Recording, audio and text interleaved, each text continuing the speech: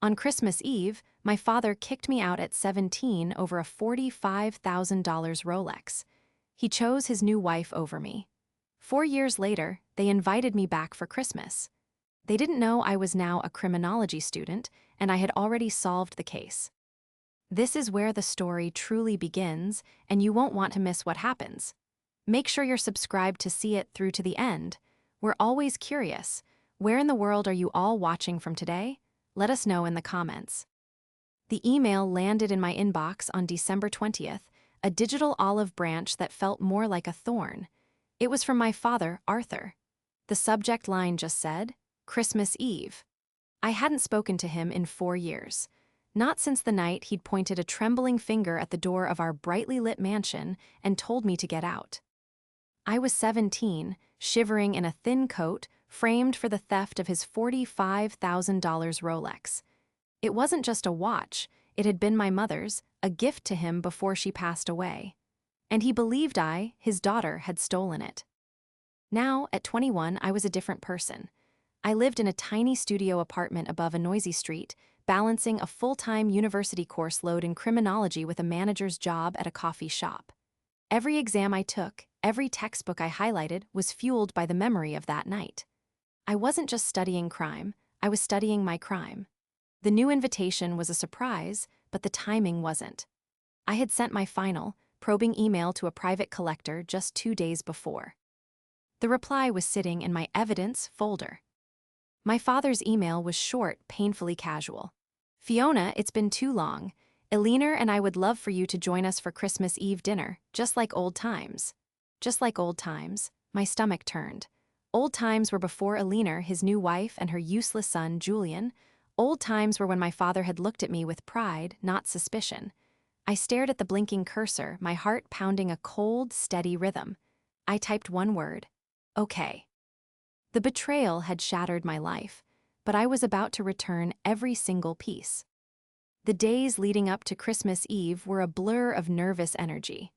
I worked my shifts at the cafe, my hands automatically steaming milk and pulling espresso shots while my mind rehearsed timelines and dialogues. When I got the call, I almost dropped a tray of cups.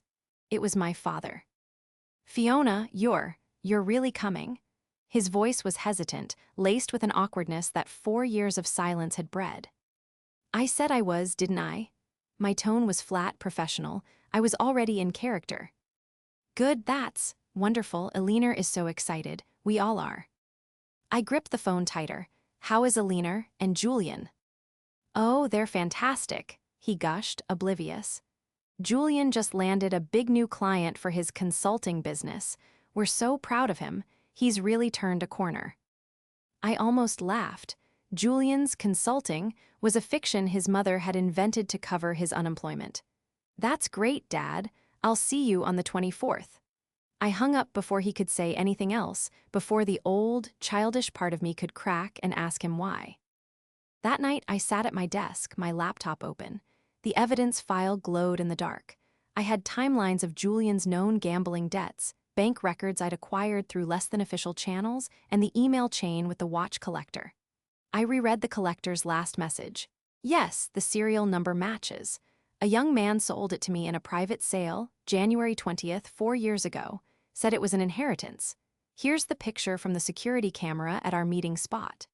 And there he was. Julian, I'd spent 4 years surviving. They had spent 4 years forgetting. But they had forgotten one crucial thing: I was my mother's daughter. And she never, ever let a lie stand. My father met Eleanor at a charity gala barely 6 months after my mother died. I was 16 and drowning in grief, and suddenly this perfectly sculpted woman was rearranging our furniture and our lives. Eleanor was an interior designer with a polished smile that never reached her cold, appraising eyes. From the moment she moved in, she saw me as a rival, a ghost of my mother's old taste, a messy variable in her clean, new design. Her son, Julian, was worse. He was 2 years older than me, lazy and arrogant, coasting on his mother's new connection to my father's wealth. He'd smirk at me across the dinner table, making quiet, cutting remarks about my scholarship kid, friends, or the dated locket my mom had left me. I tried to be happy for my father. I really did. I excelled in school, stayed out of trouble, and cleaned up after Julian's messes.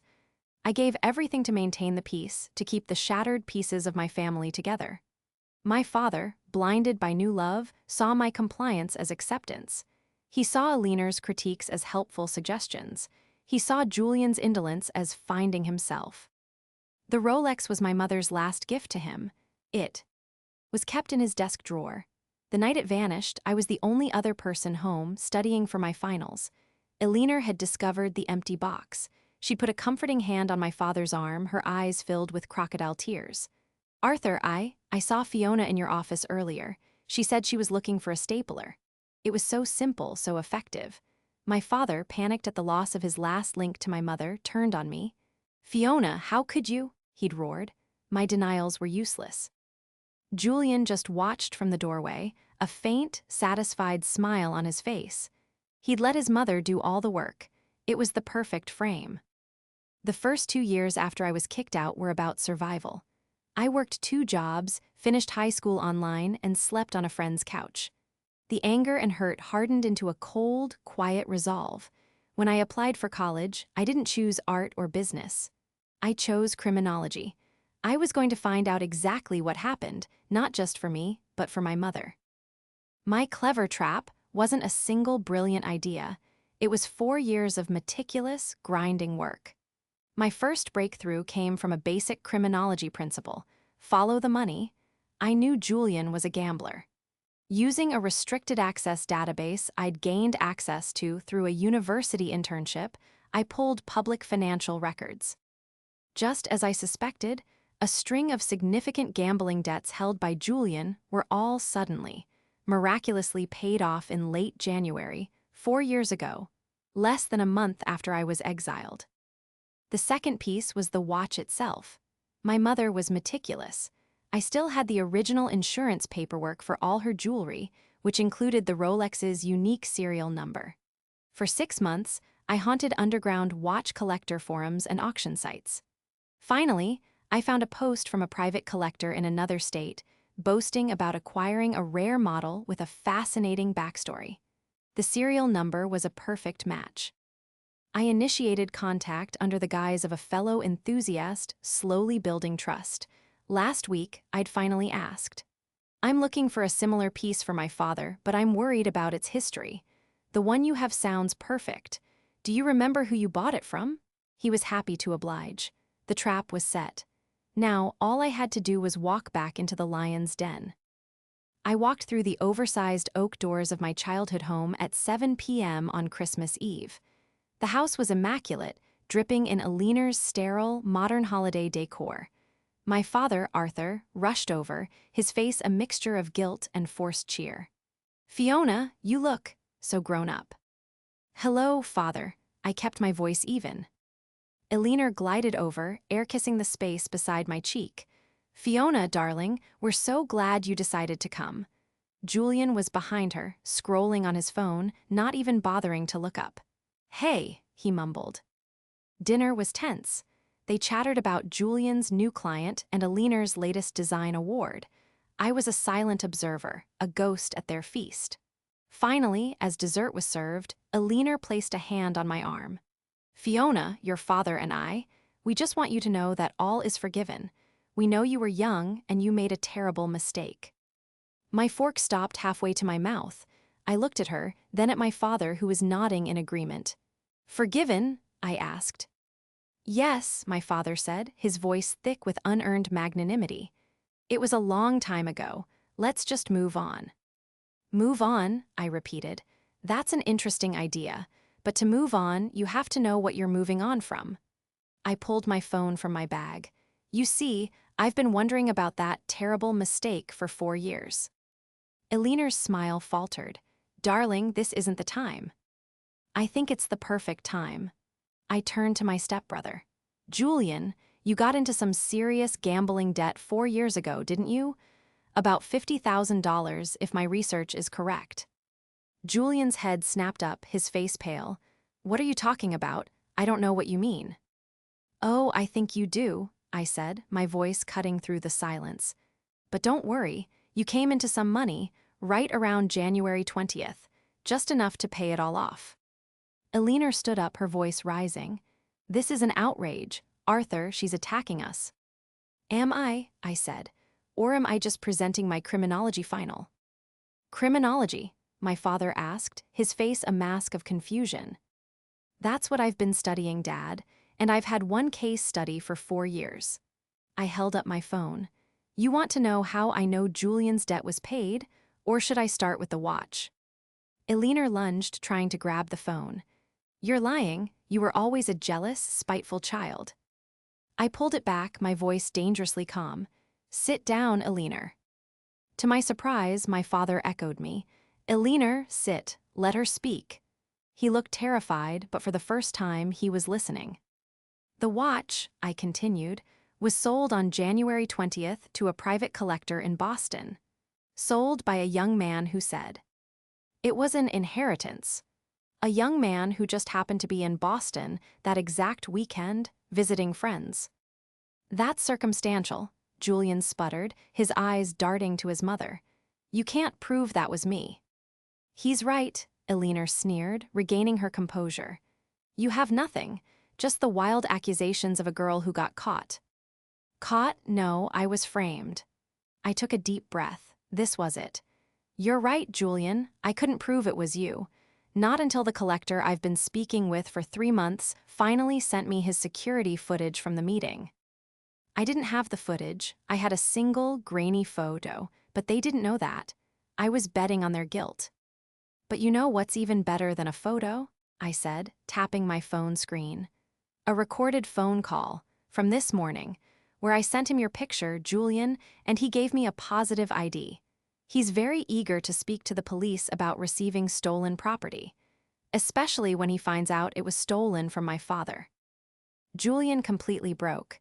She's bluffing, Mom. Tell her she's bluffing. Eleanor's face was ashen. Her mask was gone, replaced by pure reptilian panic. She stared at me, and in her eyes I saw it all. The calculation, the greed, and the moment she realized the trap had snapped shut. Mom, Julian's voice was a high-pitched whine. Say something. Eleanor said nothing. She just stared at me, her entire empire, this house, my father's money, her reputation, crumbling around her. You, my father whispered, his voice cracking. He wasn't looking at me, he was looking at his wife. Eleanor, what did you do? She's lying, Arthur, Eleanor shrieked, her composure shattering into a million pieces. She's trying to ruin us, that little. She's not lying, I said, my voice ringing with 4 years of pain. Julian stole the watch because you told him to.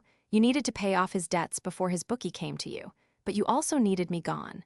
I was the last piece of mom in this house, and you couldn't stand it. You framed your husband's 17-year-old daughter.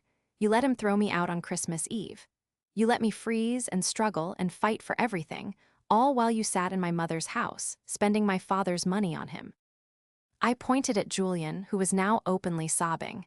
It was you, Julian, you took it. And you, Eleanor, you planned it. My father stood up so fast his chair crashed to the floor. The sound echoed in the sudden, terrible silence. He looked at Eleanor, his face a grotesque symphony of dawning horror and rage. My wife's watch, he choked out. You used my dead wife's watch to pay his gambling debts.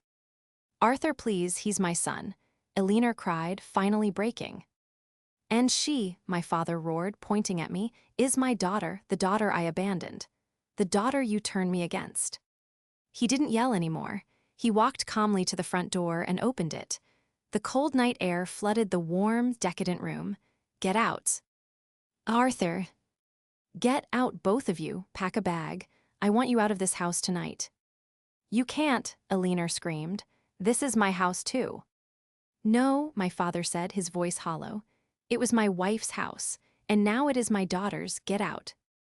Eleanor and Julian, defeated and exposed, hurried past him into the cold.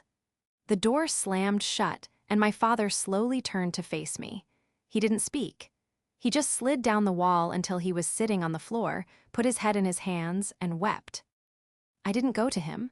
I just stood there by the dining table and let him cry. I watched the man who had shattered my life finally realize the truth. The rage I had carried for 1,461 days didn't vanish, but it subsided, leaving behind a vast, aching emptiness. After a long time, he looked up, his face ruined. "Fiona, there are no words. Sorry is a joke. What I did, it's unforgivable." "Yes," I said, "it is." The resolution wasn't a warm hug. It wasn't a magical Christmas reconciliation. It was messy and real. My father's lawyers, the ones he'd once used to build his fortune, were now turned on a leaner. The threat of prosecution was enough. She and Julian signed everything, relinquishing all claims, and vanished. The collector in Boston, upon learning the truth, returned the Rolex. My father tried to give it to me. I told him to keep it, to remember what he'd lost and what he'd thrown away. I didn't move back in. I kept my small apartment, my job, and my studies, but my father, he started to show up. He'd come to my coffee shop, sit in the corner, and just watch me work, a quiet, sad man. He started sending me money, not for forgiveness, he wrote in a note, but for restitution. For the 4 years of life I'd had to build from scratch, I put it all into a savings account, untouched. Our healing began a year later, not on Christmas, but on my mother's birthday. I found him at her grave. We stood in silence for an hour. As we left, he quietly said, "You are so much like her. Strong, unbreakable. She would be so proud of you, Fiona." I finally let myself cry. It wasn't forgiveness, not yet, but it was a start.